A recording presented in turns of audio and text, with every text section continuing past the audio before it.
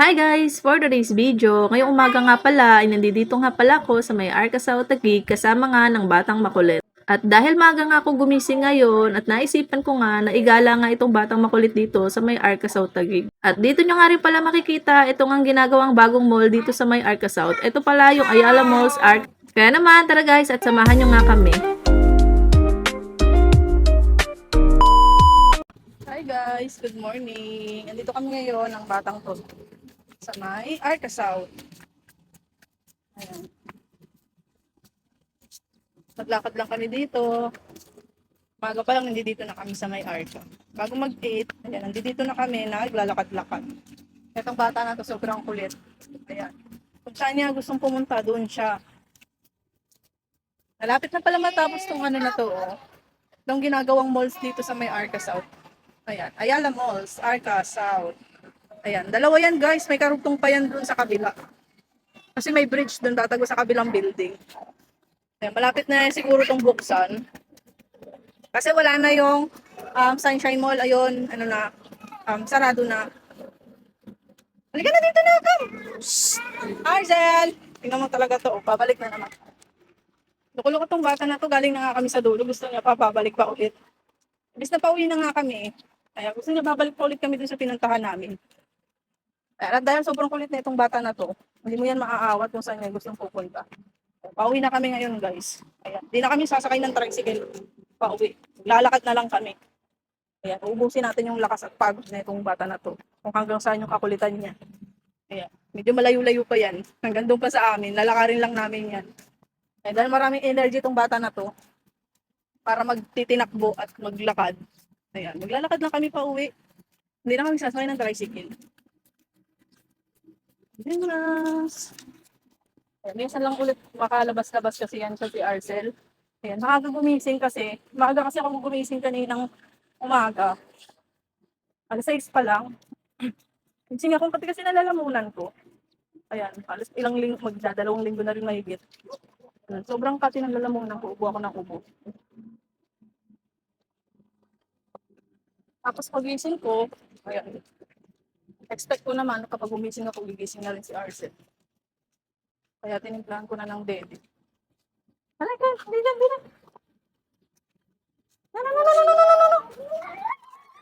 No. Nag-away pa kaming dalawa kasi gusto niya papasok sa may 7-Eleven. Doon, may 7-Eleven kasi doon. Gusto niya papasok doon. Iuwi na nga kami. Kasi may pasok pa yung kuya niya. Baka mamaya, hindi na naman mag-plancha yun ng uniform. Pagpasok. Katulad last time, mula ako. Ay sabi ko sa kanya, pupunta ako ng LTO doon sa panganay ko. Tapos pagdating ko, paalis na siya. Yan, uniform niya, gusot-gusot. Meron pala dito guys sa may Arca, ayan, food bazaar. Ayan, hanggang ngayon nandito pa rin sila. Ayan, isang buong haba yan. Tapos doon, bazaar dito. Kaya sa mga namamasyal dito, pag tuwing hapon, ayan, sa hapon yan sila nag-o-open. Lalo na kapag Saturday, Sunday, madaming tao dito na namamasyal, tumatambay. Ayan. May food tripan dito. Ay, mga hilera na yan. Pauwi na kami, maglalakad lang kami. Ayun nga guys, kanina kasi bago gumising si Arcel. Kasi pag alam ko kasi, pag gumigising na ako, expect ko na talaga na pag gumising ako at bumangon ako, pag nakaramdam itong si Arcel, malakas kasi yung radar na itong bata na to. Kaya pag alam niya na na hindi na niya ako katabi, ayan, pag wala na siyang makapa-kapa, bumabangon na din siya. Eh, maaga ako bumangon. Pag nagising pa naman yan siya, hindi niya yan ugali na kapag nagising siya, mas matutulog ulit. Hindi niya ugali yun. Kapag nagising na talaga siya, nagising na siya. Minsan kapag nasa kondisyon tong bata na to, kapag nagigising yan, naglalaro kagad yan. Nahanap niya yung mga laruan niya, mga ABC, ayan, yung puzzle niya ng ABC, nahanap niya yan. Kaya naman, magpupunta itong bata na to sa may rep namin, doon magtatambay yan. Oh, madapa. Dahan-dahan ha. Dahan-dahan lang. O dahan-dahan lang, di naman tayo nagmamadali umuwi. Ayun, medyo basa dito sa dinadaanan namin. Kasi, ayun guys, so, yung may truck doon sa dulo. Ayun, nagdidilig sila ng mga halaman dito sa sa Arca. Kaya basa yung daanan. Dinidilagan nila. Dapat pala dito kami sa kabilang side. Namali kami ng daan. Kasi basa dito. Dito pala sila nagdilig. Pero itong si Arcel, tuwan-tuwa dito sa lapag, sa daanan. Kasi basa, tinatapakan niya yung mga tubig. Nga ba na nang nalakad namin, no? Si Arcel, ulas na. Hindi na may pinta yung buka, oh. Oh, hindi na may pinta. Pakanta-kanta na lang. Dinadaan na lang niya sa kanta niya yung pagod niya, maglakad. Malayo-layo pa yung lalakarin niya. Ano? Pagod? Hindi. Gusto mo yan eh, di ba? Gusto mo yan, lakad ka ng lakad eh. Oh, oh, oh. Hey, hey, hey. Dinadaan na lang niya sa kanta. Dinadaan na lang niya. Pagod na siya. Kasi ulas na yung mukha niya eh. Dito ka lang. Pagod na? Ha?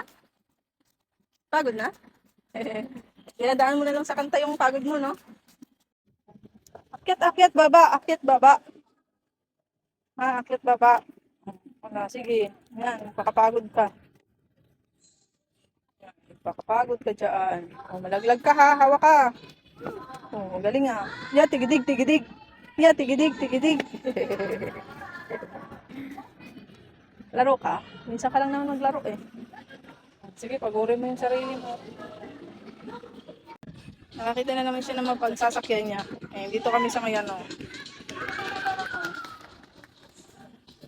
Ayos. Dapa.